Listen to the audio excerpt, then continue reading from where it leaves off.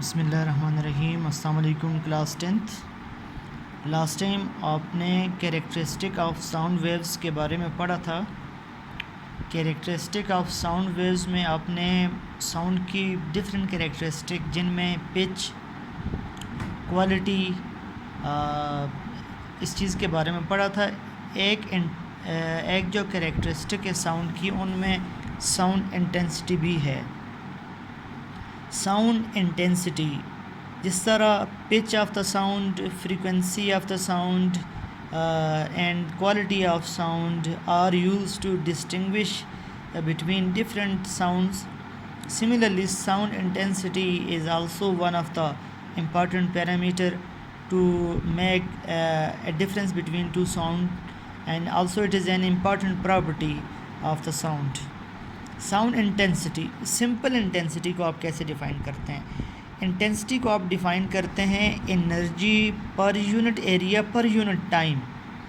Given time में, एक second में 1 मीटर पर स्क्वायर एरिया पर कितनी एनर्जी लग रही है, ये है energy per unit area per unit time. Sound intensity को हम डिफ़ाइन करेंगे। साउंड इंटेंसिटी है sound intensity is a measure of the amount of sound energy reaching a unit area in unit time. वहाँ पर सिर्फ जनरल एनर्जी की बात है, तो यहाँ पर है sound intensity is a measure of the amount of sound energy reaching a unit area in unit time.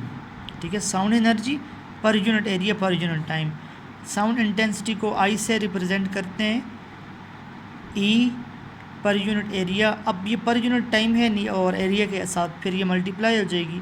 तो सिंपल केस में इंटेंसिटी में सिंपल एनर्जी होगी, और साउंड इंटेंसिटी के केस में ये साउंड एनर्जी होगी।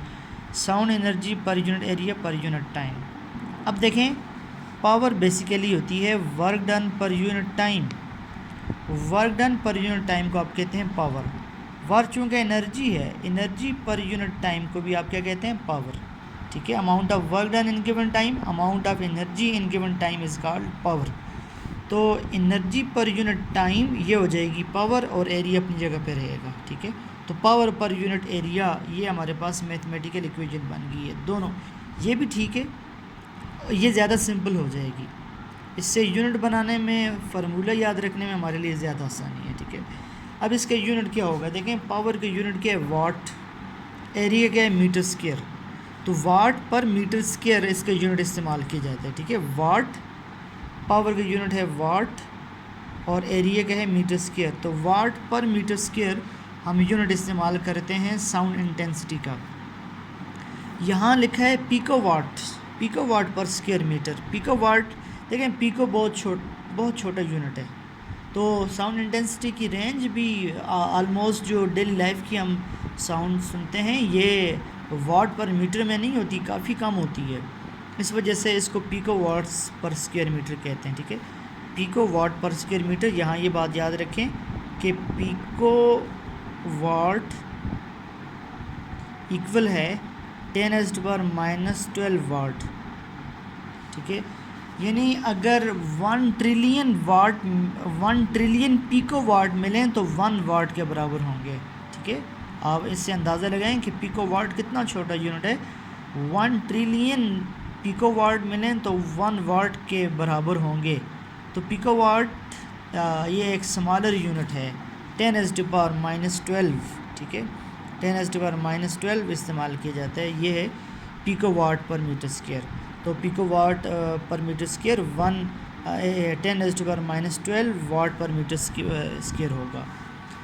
साउंड इंटेंसिटी डिपेंड किस पर करती है? ह्यूमन एयर पर भी करती है। मुख्तलिफ़ कानों के लिए ये मुख्तलिफ रेंज है। ठीक है, एयर की सेंसिटिविटी पर करती है। किसका कान ज़्यादा सेंसिटिव है? बात ऊंचा सुनते हैं, बाज़ कम सुनते हैं। तो पर्सन टू पर्सन ये डिफ़र करती है। और distance from the source of sound पर भी ये डिपेंड करती है। डिस्टेंस पर कैसे डिपेंड करती है? अगर स्पीकर जो स्पीकर है वो आपसे दूर है तो इसकी इंटेंसिटी कम होगी।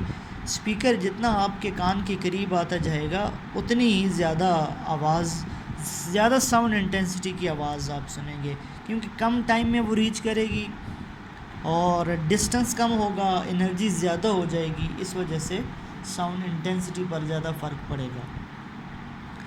इंटेंसिटी लेवल क्या चीज़ है क्लास? इंटेंसिटी लेवल बेसिकली वो लेवल है जिस रेंज में आप साउंड को सुन सकते हैं। जो डेली लाइफ में हमारे कान जिस साउंड को सुनते हैं वो है इंटेंसिटी लेवल। ये इंटेंसिटी लेवल 10⁻⁻12 वाट पर मीटर स्क्वायर से शुरू होता है और 1 वाट पर मीटर स्क्वायर पर ख़त्म होता है। यानी 10⁻12 वाट पर मीटर स्क्वायर, इसको आप कह सकते हैं 1 पिको वाट। ठीक है, 10⁻12 वाट को मैंने लिखा 1 पिको वाट। 1 पिको वाट पर मीटर स्क्वायर से ये शुरू होकर 1 वाट पर मीटर स्क्वायर पर ये ख़त्म होता है। ये रेंज है। तो नॉर्मली जो हमारे कान है वो 1 पिको वाट से ले 1 पिको वाट पर मीटर स्क्वायर से लेके 1 वाट पर मीटर स्क्वायर तक सुन सकते हैं क्लास। लेकिन याद रखें, जैसे कि इसकी डिपेंडेंस सेंसिटिविटी पर है, मुख्तलिफ़ कानों पर है, तो उस लिहाज से हम कह सकते हैं कि बाज़ कान 1 वाट पर मीटर स्क्वायर से भी ज़्यादा सुन सकते हैं, वो थोड़ा ज़्यादा सुनते हैं, मतलब थोड़ा, लेकिन याद रखें वो पेनफुल है। बाज़ साउंड आप सुन तो लेते हैं, जैसे अगर आप स्पीकर के बिल्कुल पास बैठे हुए हैं और वो बहुत ऊंची आवाज़ प्रोड्यूस कर रहा है, तो ये आपके लिए पेनफुल है, आपके कानों के लिए। आल्थो कि आप सुन तो सकते हैं। बाकी जो अल्ट्रा वायलेट है वो बहुत ऊंची आवाज़ है, उसको आप सुन भी नहीं सकते, जैसा कि बैट की है, ठीक है, वो आप सुन भी नहीं सकते। और जो इससे कम है इंफ्रारेड, वो भी आप नहीं सुन सकते। तो बाकी कैरेक्टरिस्टिक्स से क्लास ये टॉपिक थोड़ा सा टफ है, साउंड इंटेंसिटी। इसको मैं रिपीट करता हूँ। Sound intensity is defined as it is a measure of amount of sound energy reaching a unit area per unit time.